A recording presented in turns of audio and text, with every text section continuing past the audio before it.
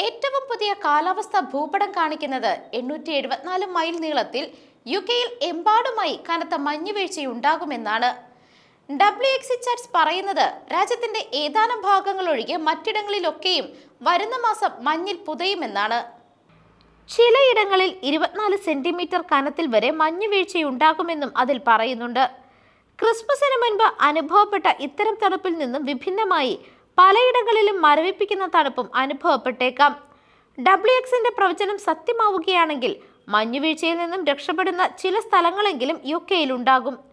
ജനുവരി 2 അർദ്ധരാത്രി 12 മണിക്കുള്ള കാലാവസ്ഥാ ഭൂപടം കാണിക്കുന്നത് വടക്കൻ സ്കോട്ട്ലാൻഡിൽ കനത്ത മഞ്ഞുവീഴ്ചയുണ്ടാകുമെന്നാണ്. 20 സെന്റിമീറ്ററിനും 24 സെന്റിമീറ്ററിനും ഇടയിൽ കനത്തിൽ മഞ്ഞുവീഴ്ചും. ഹൈലാൻഡ്സിലും അതുപോലെ തന്നെ കിഴക്കൻ തീരങ്ങളിലുമായിരിക്കും ഇത്രയും വലിയ അളവിൽ മഞ്ഞ് വീഴുന്നത്.